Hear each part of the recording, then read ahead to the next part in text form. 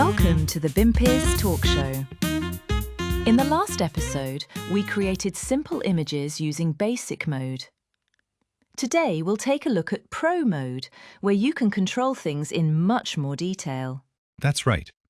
In Pro mode, you can adjust various settings yourself to create the style you want. Today, we'll go through each setting one by one and see how the results change. Since the model has already been imported, we can get started right away. The first setting is Use For. At the moment, only Perspective mode is available. Over here you can see Bird's Eye View, but that's still under development. It's not available yet, but will be coming soon. Shall we look at Render Style next? Sure. First, Original tries to follow the uploaded model scene as closely as possible. The more detailed and refined your model is, the more useful this setting becomes. Let's generate one in Original.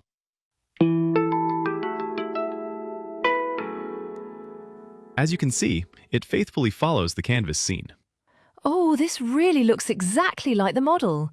I'm curious to see what Creative looks like. All right, let's switch to Creative and generate.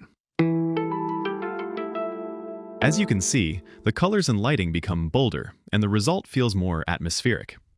It's less strict about copying the model, and instead expresses it more freely. Personally, I prefer Creative over Original. Wow, the mood is totally different.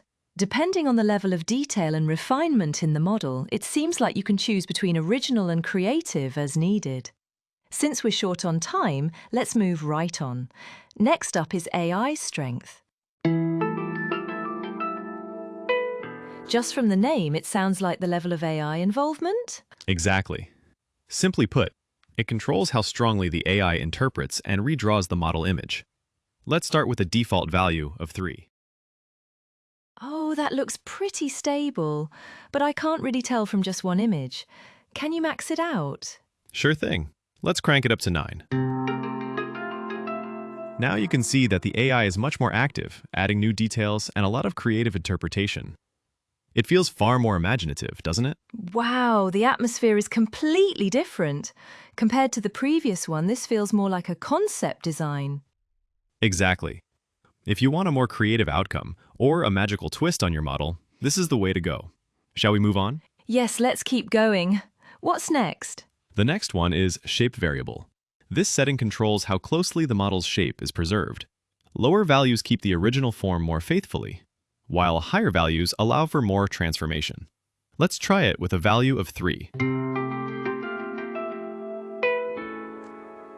Here, the model's original shape is maintained very stably. Oh, the form didn't change much at all. Now let's raise it to 9. As you can see, the shapes are altered or simplified, giving rise to new, unexpected design ideas. Wow, the difference is clear. Being able to fine-tune things like this really shows the power of Pro mode. Now it's time to adjust reality. Yes, as the name suggests, this controls how realistic the image will be in terms of materials and lighting. Let's start at 3 for comparison. As you can see, it strikes a balance between realism and a more expressive look. Now let's increase it to 9.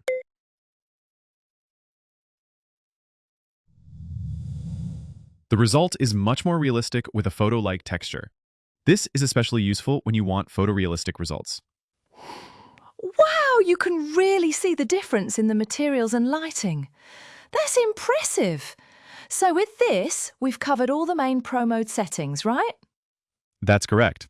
To summarize, in Pro mode, you can get completely different results from the same model by adjusting these settings and fine-tune the outputs to match your preference. Great! Today we explored how the image changes when adjusting different Pro mode settings.